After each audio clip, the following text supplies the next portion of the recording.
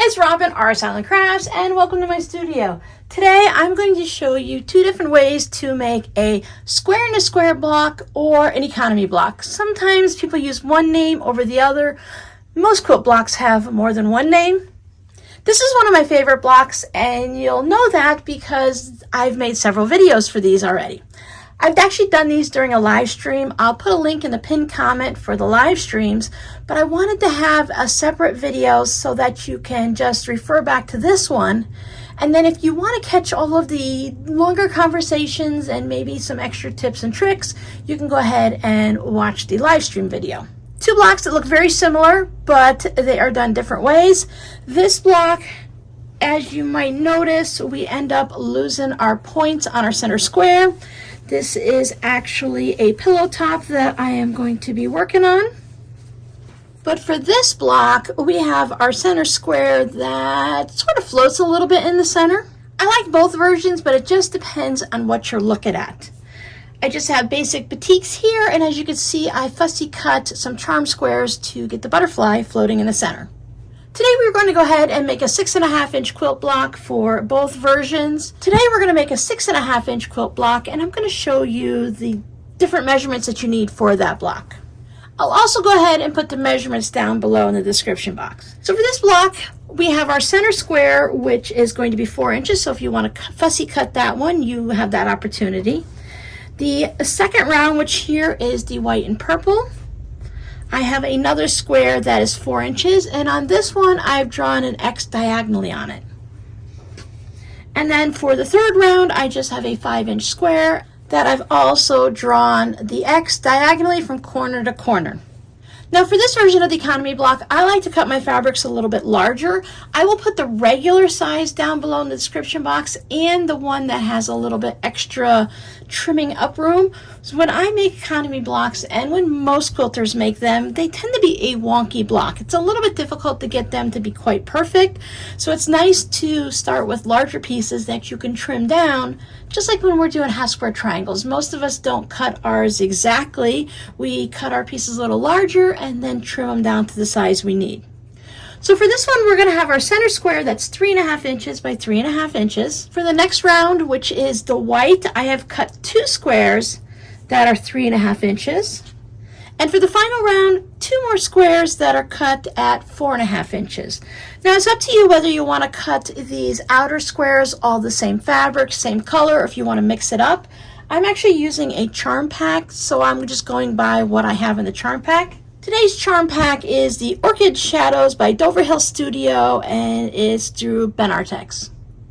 I just trimmed all of my squares down to the sizes that I needed. So for today, we're going to start with the Batik one, where it has more of a rounded look. The corners are more rounded on that center square, and it gives it a completely different look. So there's my center square. It's going to be right sides up. I have my X drawn on the back of this square, so I'm going to put these down right sides together. You can pin them if you wish, and we're going to stitch 1/4 inch all the way around. And then after we have everything stitched, what we're going to do is we're going to cut this square only through this top brown fabric, and that's going to open up our next round. But what I like to do is, before I go any further, I like to make a little snip in this fabric now, so that I don't have to worry about trying to separate these two after they're all stitched together and only cutting through the brown fabric. So if I do that now, you can go ahead and cut it with a rotary cutter if you want, but by doing it now, I won't have to worry about cutting through the second fabric or anything like that. So I'll put a snip in one direction and a snip in the other direction. Just enough so that I can get my scissors in afterwards. It doesn't need to be a really large slice in it, just again enough to get your scissors in. Now using a 1/4 inch seam allowance, 2.0 stitch length, I am going to stitch around all 4 sides. If you want, you can go ahead and stop and pivot at the corner, but I like to stitch completely off the block and then start back over and then just keep working my way all the way around. Once you have it stitched all the way around, we're going to take our scissors and we're going to snip along the line that we drew, the X across our brown square, and we're going to snip right up into that corner. We don't want to snip through our lines. Remember, we want to make sure that seam stays secure, and when you're doing it, just make sure you're only going through the brown fabric and you're not going through that back fabric. Scissors with a nice sharp point make things a little bit easier, so you can sneak right into that corner.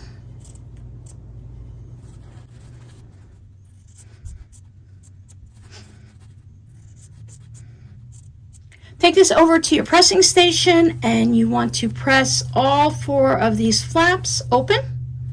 We are working with bias edges now, so just be careful. You don't want to stretch these corners out at all. So this is still our right sides of our fabric. We're going to take our next square and place it down, right sides together. Since we know this is a 5-inch square, then this needs to be 5-inch square also. If you need to go ahead and trim that up, you can trim it up to equal 5 inches. Mine looks good. I'll put a couple pins in it.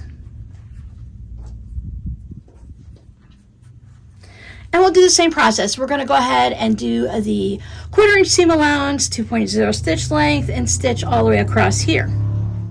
I tend to forget to make the opening stitch here.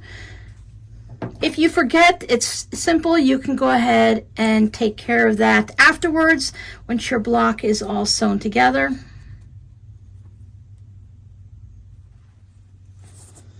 There it is, stitch all the way around. I like to go ahead and stitch it from the brown side or from the second round, just to make sure I know I'm catching this square, because sewing this square is more important than this one, so I just do it from the back side.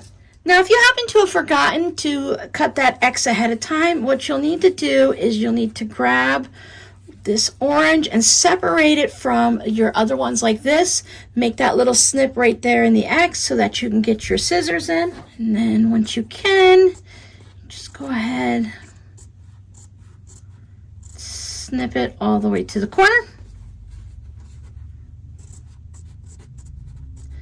Now, if you want, you can trim off these little dog ears that are popping out, those little triangles. You can leave them. It's going to add a little bit of bulk in that section, but it's all up to you. Sometimes I remember, sometimes I don't.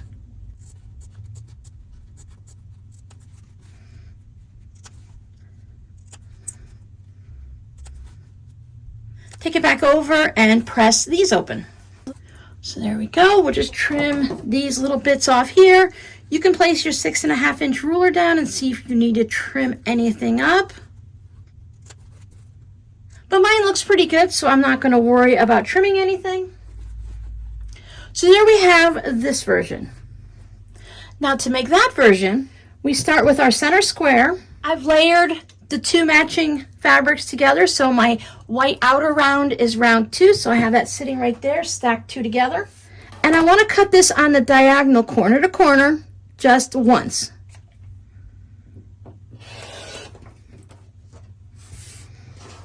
We're going to cut that also corner to corner, but since we end up with bias bits, I don't want to cut that until I'm ready to sew it.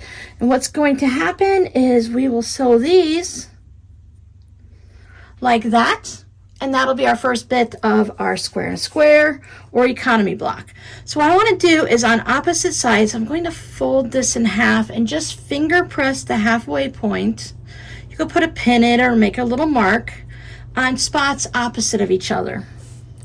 Take 2 of my triangles, and I'm also going on the long side, this one right here. I'm going to fold that in half, being careful not to stretch anything because of the bias. Then I'll put this halfway mark on that halfway mark, because I want to make sure with my triangle that I have the bits hanging off of each side. It's very important if you want to have it so you don't cut off your corners. If you don't have the triangle pieces that are wide enough, you'll end up with something just like that, and you'll end up cutting off your corners and your center block won't float. So take this to a sewing machine. You can sew it from the back side or you can sew it from the front. 1/4 inch seam, 2.0 stitch length. I'm going to do this side first, and then after I stitch that one, I'll go ahead and put this on, and I'll stitch this side. And I just want to make sure that I don't stitch across the other triangle Because if you look, this one is really close. So when you go to stitch down the second side, just take the first one and fold it out of the way so that you know you're not going to catch it at all. So there's our 2 triangles sewn on, and we'll just take it over and give it a good press. I went ahead and pressed mine to the center. If you didn't make your triangles, your original square, this white square, larger like I did, I increased mine by 1/4 inch just to give myself that wiggle room. Yours might not look the same as mine does. Mine might stick out further than yours. I'm going to line my ruler up against the edge here of my original center square there. If you want, you can go a little bit past 1/8 of an inch just so you don't cut it, and just trim off those corners there. We don't need to have all of that extra fabric there. And that's what we look like so far. Then I'm going to fold this in half to find the center points there, and I can do that just by lining up that seam right there. And then just like we did before, I'm going to go ahead and fold my triangle in half. Right sides together, line it up on that center mark. Do the same thing on the other piece. Just a little finger press. I'm not pulling and stretching and manipulating anything at all, and just lay it down so those 2 creases match. And again, take it over to the sewing machine and stitch your 1/4 inch 2.0. So there we are, all stitched down. Now I want to trim this up to 4.75 inches, 4 3/4 of an inch. I want to make sure I have at least 1/4 of an inch past all of these points on my center square, and that's what's going to allow me to keep it floating in there and not cut off the corners like I did on that point. We don't want to lose those points on this block. As you can see, I have a lot coming off. As you start making more and more of these, you might find that sweet spot where your numbers are all working great. Your 1/4 inch, maybe you need to do a little scant 1/4 inch, and everything is working out really well, so you won't need that large of the extra 1/4 inch or 1/2 inch to make sure that you have that wiggle room. I always recommend making a couple test blocks first out of just random fabric. You can easily turn that into a coaster or put it on a zipper pouch or the center of a tote bag or something like that. But it's good to practice a little bit so that you have everything figured out and you know where all of your seams and trimming it and everything like that. So I want to make sure that I have 1/4 inch past all of these points, and I want to trim it to 4 3/4 of an inch. You can always put some tape on your 4 3/4 to make sure you have it in the right spot. Once it's where you like it, just trim off the excess. And then you can just line it straight up to the 4 3/4, so everything should be fine at that point. Now we're going to put our next 2 squares on and finish off this block. So make sure these are lined up evenly. Cut it diagonally just once. And we're going to do the same process, but we're going to sew it onto these sides where you see the points. So you can't sew it onto the extra parts that already have those triangles. You want to sew it onto your sides. So right here, right there where that point is, right there where our, let me see on the pink side here. So right where that is, that's our center point. When I press this gently without stretching it on the long side, I can line that crease up with that center point and put a pin in it or a clip. See how mine are in opposite corners? You can have 2 reds there and 2 blacks there if that's what you want. If you have a plan for your overall project. I just want mine to be in opposite corners. I like that look for this project.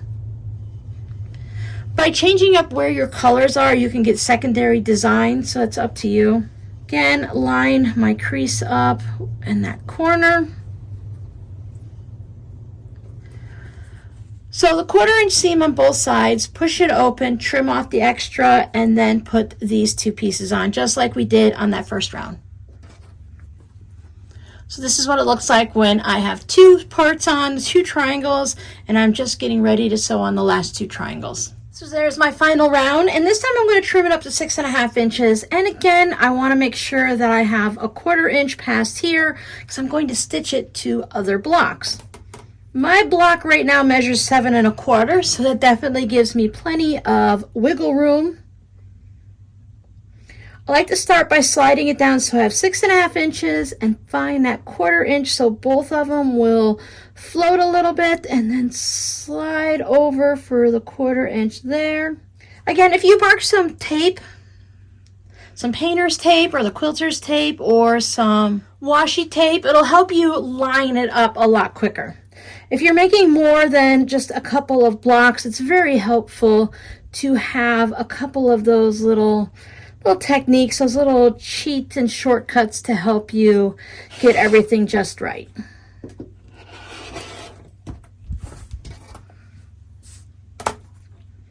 Then we'll line it up at 6.5.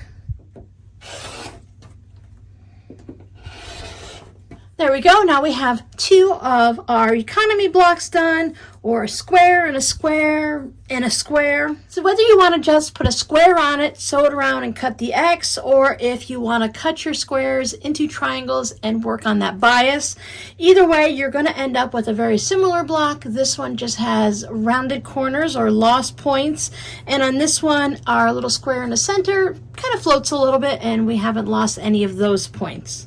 So your scrappy word for today ends up being more of a question. What is your favorite quilt block? Do you have one? Or are you like me and you have several that you find yourself going back to? I've always enjoyed this block. This is one of the first ones I've made, and it's just something that I keep doing periodically over time. I love when you can fussy cut the center and make just that nice little butterfly and frame it around. So thank you guys so much for hanging out with me. I shall see you in the next video. Bye!